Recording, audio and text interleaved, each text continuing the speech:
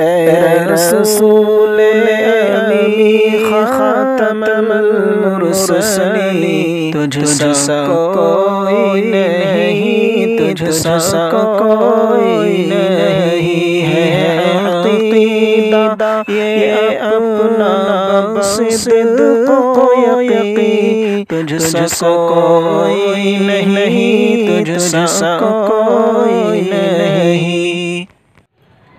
अस्सलामु अलैकुम वरहमतुल्लाहि वबरकातुहू। दोस्तों, उम्मीद है कि आप तमाम हज़रात खैर आफ़ियत से होंगे।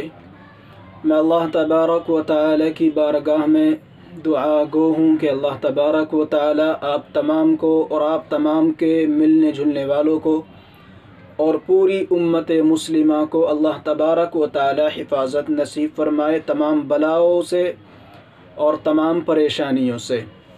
दोस्तों, जैसा कि आपको मालूम है कि हमने ये चैनल तालिब क़ासमी असम्बली सिर्फ़ इस्लामिक वीडियो के लिए बनाया है। हम अपने चैनल के अंदर सिर्फ़ इस्लामी ताल्लुक़ से ही वीडियो डालते हैं।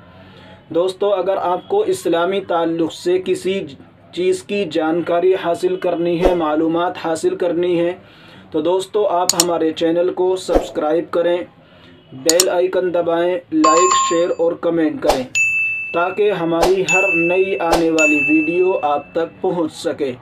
दोस्तों, एक बात जहन में ज़रूर रखें कि जो भी वीडियो हमारी देखें उसको आखिर तक देखें ताकि जो मसला हम बतलाने के लिए जा रहे हैं वीडियो के अंदर वो मुकम्मल तरीके पर खुल करके आपके सामने आ जाए और पूरा मसला आपके समझ में आ जाए।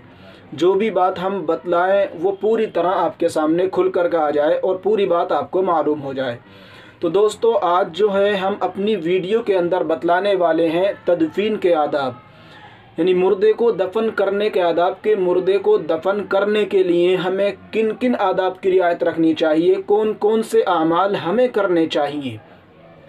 तो अव्वलन नमाज जनाजा और तदफीन में शरीक होना हमारा यह हक़ बनता है, हमारे लिए बहुत ही ज़रूरी है कि हम नमाज जनाजा और तदफीन में शरीक हों। अगर हमारा कोई मुसलमान भाई इंतकाल कर जाए उसको, तो फिर उसकी नमाज जनाजे में भी हमें शरीक होना चाहिए और साथ ही साथ हमें उसकी तदफीन में भी शरीक होना चाहिए। उसके नमाज जनाजे के साथ साथ उसे दफन करने के लिए भी हमें जाना चाहिए, क्योंकि नबी अलैहिस्सलाम ने फरमाया क़ाल नबी सल्लल्लाहु अलैहि वसल्लम मन शहीदल जनाज़ता हत्ता युसल्ली फ़लहु क़ीरातुन व मन शहीद हत्ता तदफीना कान लहु क़ीरातान क़ीला वमल क़ीरातान क़ाल मिथल जबलैनिल अज़ीमैनि।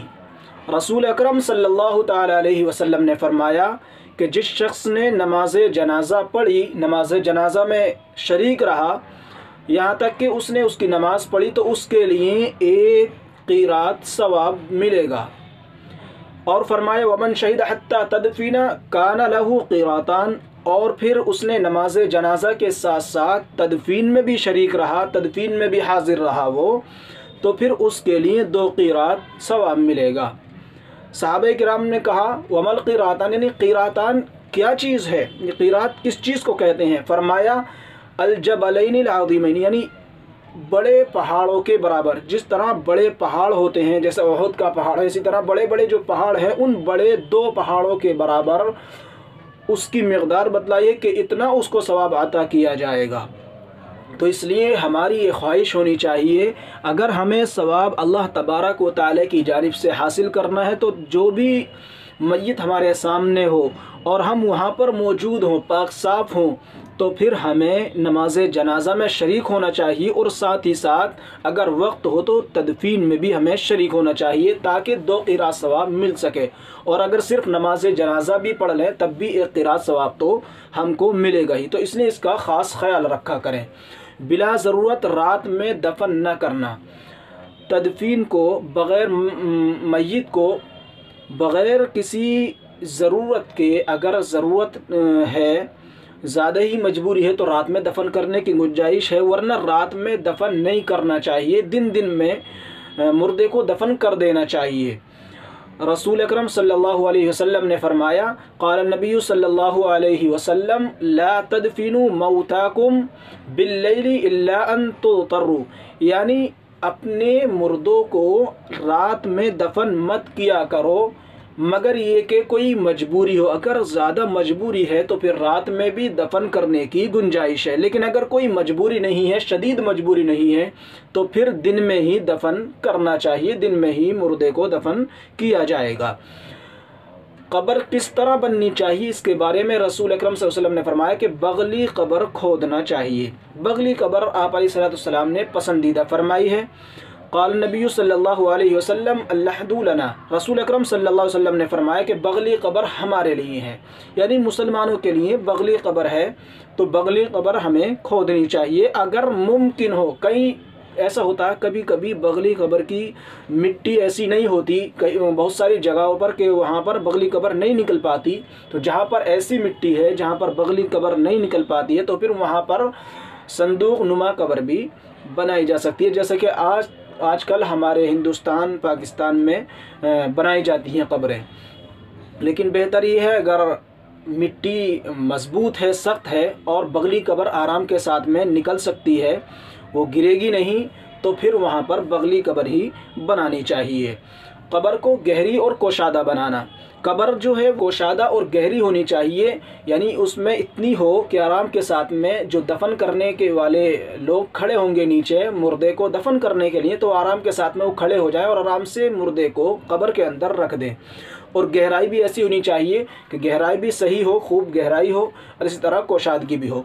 क़ाल नबी सल्लल्लाहु अलैहि वसल्लम इहफिरू वअमिक़ू वअवसअू, रसूल अकरम सल्लल्लाहु अलैहि वसल्लम ने फरमाया शुहदाए उहुद की तदफीन पर हिदायत देते हुए कि कब्रों को इहफिरू गहरा खोदो, कब्रों को खोदो और गहरी बनाओ और कोशादा रखो। तो गहरी भी बनानी है और कोशादा भी रखनी है, इसका रसूल अकरम सल्लल्लाहु अलैहि वसल्लम ने हमें हुक्म दिया है। बवक्ते ज़रूरत एक से ज़्यादा लोगों को एक कब्र में दफन करने के मौके पर कुरान करीम से ज़्यादा शगफ रखने वाले को मुक़द्दम करना। अगर ऐसी नौबत आ जाए कि एक कब्र के अंदर 2-3 मुर्दों को दफन किया जाए, तो उसमें जो मुक़द्दम किया जाएगा उसमें जो कुरान करीम से ज़्यादा शगफ रखने वाला होगा, कुरान करीम को ज़्यादा पढ़ने वाला होगा, उसको मुक़द्दम किया जाएगा। क़ाल नबी सल्लल्लाहु अलैहि वसल्लम इहफिरू वअमिक़ू वअवसिअू वजअलुर रजुलैनि वत्थलासति फिल क़ब्रि क़ील फ़अय्युहुम युक़द्दिमु क़ाल अक्सरुहुम, रसूल अकरम सल्लल्लाहु अलैहि वसल्लम ने फरमाया कब्र खोदो और गहरी बनाओ और कोशादा रखो और 2 और 3 को एक कब्र में दफन करो। पूछा गया कि उनमें से किसको मुक़द्दम किया जाए, फरमाया जो ज़्यादा कुरान पढ़ा हुआ हो, तो जो ज़्यादा कुरान पढ़ा हुआ होगा उसको मुक़द्दम किया जाएगा। और वैसे भी हदीस पाक के अंदर ज़्यादा कुरान पढ़ने वाले के लिए बहुत बशारतें हैं। जो ज़्यादा कुरान पढ़ने वाला होगा उसको मामलात के एतबार से भी कोई अपना काम करना है तो भी उसको आगे रखा जाएगा, अगर कहीं मजलिस लगी हुई है तब भी उसको आगे रखा जाएगा। तो इसलिए ये कुरान पाक से शगफ रखने की बरकत है और उसी की वजह से अल्लाह तबारक व तआला उसको वो मर्तबा अता फरमाता है। कच्ची ईंट या बाँस वग़ैरह से लहद को बंद कर देना, कब्र को बंद कर देना, कब्र को जो है वो कच्ची ईंट या बाँस वग़ैरह से या तख्तों वग़ैरह से बंद कर देना चाहिए। क़ाल आमिर इब्न सअद इब्न अबी वक़्क़ास अन्न सअद इब्न अबी वक़्क़ास रज़ियल्लाहु तआला अन्हुमा क़ाल फ़ी मरदिही अल्लज़ी हलक फ़ी अल्लहदु ली लहदन वंसुबु अलल्लबिना नस्बन कमा सनअ बिरसूलिल्लाहि सल्लल्लाहु अलैहि वसल्लम।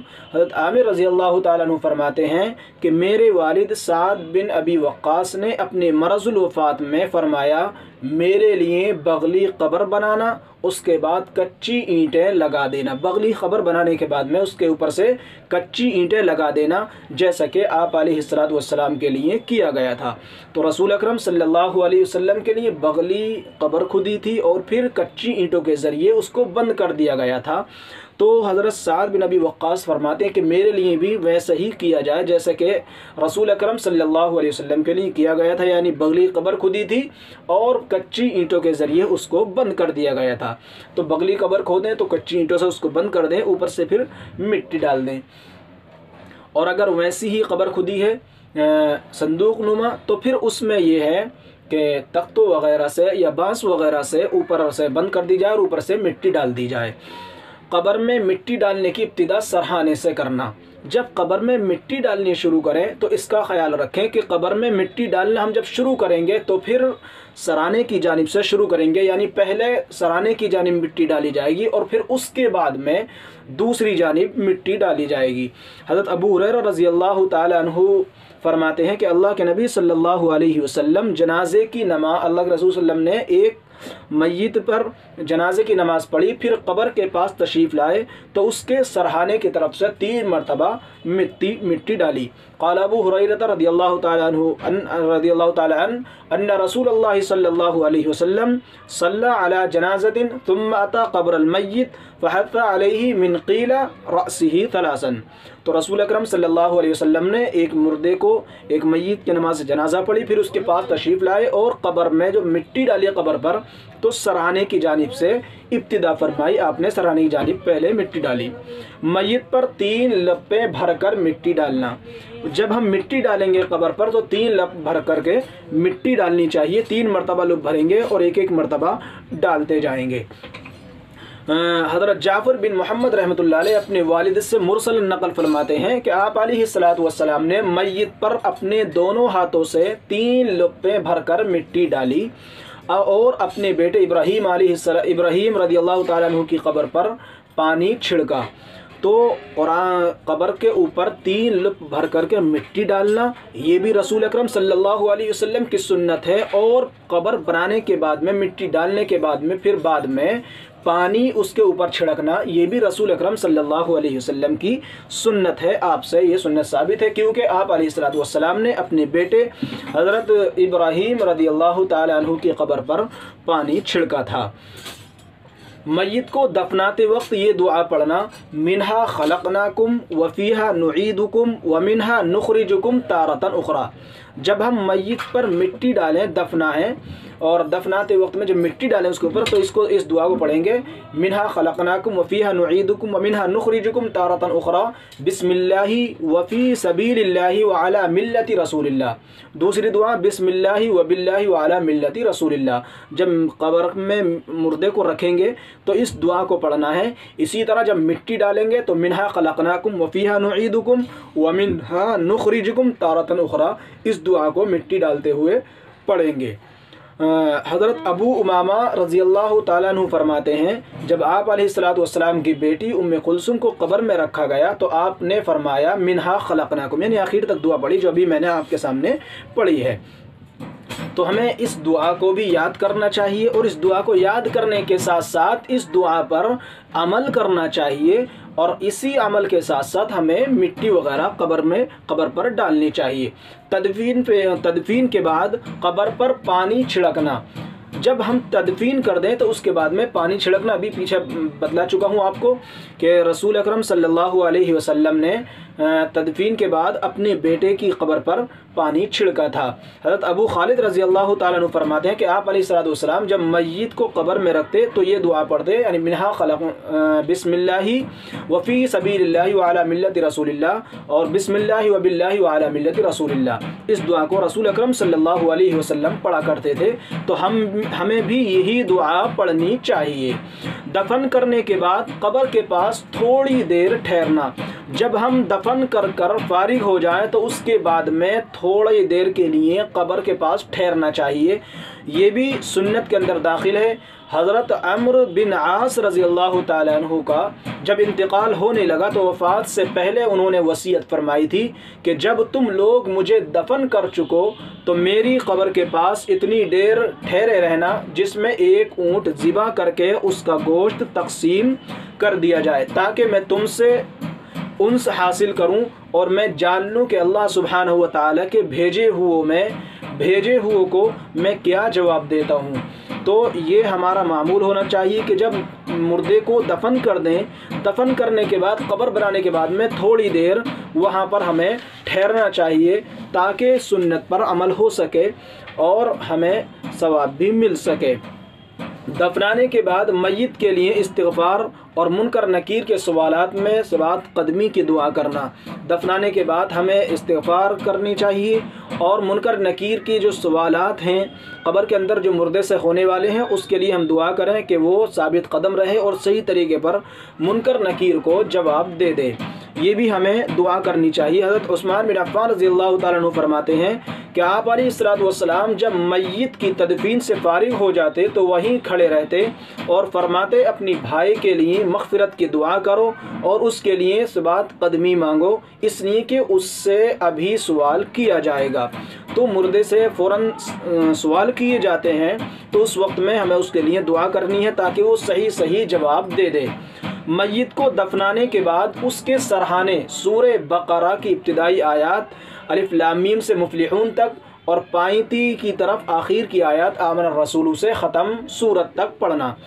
जब मय्यत को दफन कर दें उसके बाद में हमें ये दुआ पढ़ना है, यानी सूरे बकरा की शुरू की आयत हुमुल मुफ्लिहून तक और पायती की जानिब जो है वो आमन रसूल से आखिर तक दो आयतें हैं, उन दोनों आयतों को पढ़ना चाहिए। रसूल अकरम सल्लल्लाहु अलैहि वसल्लम ने फरमाया क़ाल नबी सल्लल्लाहु अलैहि वसल्लम वलयक़रा इंद रअसिही बिफ़ातिहतिल किताबि व इंद रिजलैहि बिख़ातिमतिल बक़रति फ़ी क़ब्रिही। क्या वसल्लम ने मय्यत के सर के पास सूरह फ़ातिहा और पैरों के पास सूरह बक़रा का आखिरी हिस्सा पढ़ा। हज़रत जाबिर रज़ी अल्लाह ताला अन्हु अपने वालिद के मुताल्लिक़ फरमाते हैं कि उनकी कब्र में एक दूसरे सहाबी को भी दफन कर दिया गया, फिर मुझे मुनासिब ना मालूम हुआ तो मैं उनको दूसरे के साथ यूं ही छोड़ दूं, लिहाजा मैंने उनको 6 महीने के बाद निकाल लिया और एक रिवायत में है मैंने उनको अलहदा कब्र में दफन कर दिया। तो अगर एक कब्र के अंदर 2 मुर्दे हैं 3 मुर्दे हैं तो अगर मुनासिब हो और परेशानी न हो तो उसको मुंतकिल करना जायज़ है अगर मुंतकिल करना चाहें। लेकिन अगर दफन हो जाए एक जगह तो एक ही जगह छोड़ देना चाहिए, चाहे 2 मुर्दे एक साथ दफन हो या 3 मुर्दे दफन हो। लेकिन ये साबित है सहाबी रज़ी अल्लाह अन्हु से कि अगर किसी ख़बर के अंदर 2 मुर्दे या 3 मुर्दे हों तो उसमें से अगर एक मुर्दे को निकाल कर दूसरी जगह मुंतकिल किया जाए तो इसकी गुंजाइश है और ये अमल जायज़ है, किया जा सकता है। ये थे चंद वो आदाब के जो मय्यत को दफन करते हुए हमें अमल करने चाहिए, हमें रियायत रखनी चाहिए। इसी तरह नमाज जनाजा और दफन के लिए जाने के आदाब थे। उम्मीद है कि आप तमाम हज़रात को मेरी ये बातें पसंद आई होंगी और मैं साथ ही साथ अल्लाह तबारक व तआला से ये भी दुआ करता हूँ कि अल्लाह तबारक व तआला हम सबको इन तमाम कही हुई बातों पर अमल करने की तौफ़ीक़ अता फ़रमाए। इसी पर मैं अपनी बात को ख़त्म करता हूँ। वमा अलैना इल्लल बलाग। वस्सलामु अलैकुम व रहमतुल्लाहि व बरकातुहू।